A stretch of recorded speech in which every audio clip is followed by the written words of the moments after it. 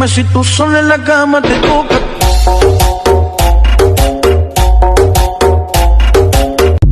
দিদি বেশি গেলে গোশ খেয়ে 5 লাখার জন্য বিছানাতে উঠতে পারছি না।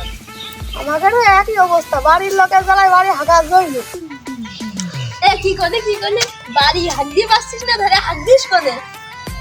তোর তো এই অবস্থা, তুই কোনে হাত দিস? তোরাও যারা হাত দিয়ে, আমিও ফেলে হাত দিই। ও তাহলে তোমরা সবাই তাহলে ঘাটের মুঠো মানে মারি। হ্যাঁ, আমিও জানি হাত দিই, তোরাও তো সেই ঘাসের মুঠি তো হাত দিস।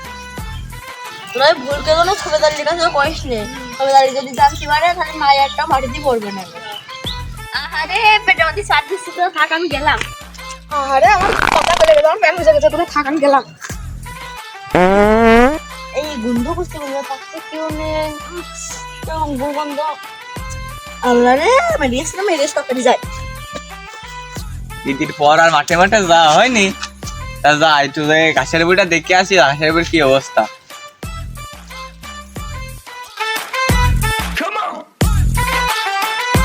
কি রে, ঘাস এত সুন্দর হয়েছে, ঘাসে দিনে 1 ফোঁটা সার, 1 ফোঁটা দিনে পানি, ঘাসে তো সুন্দর হলে কি করে?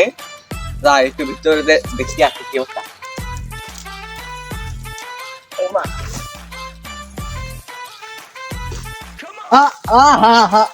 কি হলে না, হ্যান্ডেলটাই নষ্ট হয়ে গেল। যে মানুষ জ্বালা রাত বেড়ে ঘাসটার এমনি ভালো হয়নি, রাত বেড়ে মানুষ গিয়েছে, আরে ঘাস এরকম ভালো হয়েছে, আবার গোসুয়ের বাসনা করছে। হ্যাঁ বুঝেছি, ওই রীতি মানুষ গোশ দিয়ে আর খিচুড়ি ভাত দিয়ে খাইয়েছে, আর আমার বইতে এসে মাইরিয়েছে। না, হ্যান্ডেলটা খারাপ হয়ে গেল, বাড়ির দিকে যাই। আমার রে ঘাসের বইটি আমি ঘাস কাটতে যাতে পারছি না, ঘাসের বইটি ঢুকলে খালি গোল পাড়া লাগতেছে, তো সব নষ্ট হয়েছে মানুষ। আমাকে পাড়া ঘোষ দেখলাম, আমাকে পাড়ার কেউ ঘাসের বইতে আগে না, সব বাথরুমে আগে, আর বলে পেটও খারাপ হয়নি। ও তাহলে মনে হয় ওই তোর আমাকে ওই পশ্চিম পাড়ার মনসারালে ছেলে আছে, এটা 3 দিন পাড়ায় কাটতেও পারে না। 3টা আগে মাঠে হাঁটতো, এখন ঈদের পরে আবার আইসে, ঈদের পরে যে গরুর বইটা ভাত খেয়েছে, খিচুড়ি খেয়েছে, খেয়ে নিয়ে পেট খারাপ হয়ে তার আবার খেয়ে বসে এসে যাইতে দাঁড়া আসে ঘাসের বইটি যাই পলায় থাকবো, ঈদে আগে হলে আজকে দেখবো।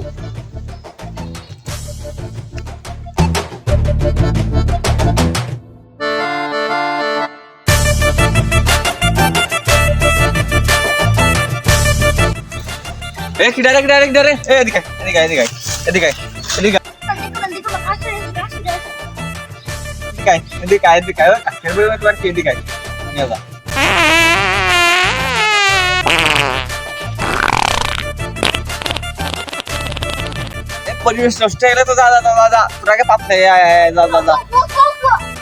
আমার এই ঘাসের বইটা ছিল বুঝলে, 3 পোলা হয় সব গাইছিল, নাহলে না তো মরতে মাঠে ঘাটে পড়ি। যাই হেনে থেকে ওই গন্ধ মতো নিয়ে আমরা খাবো মারি।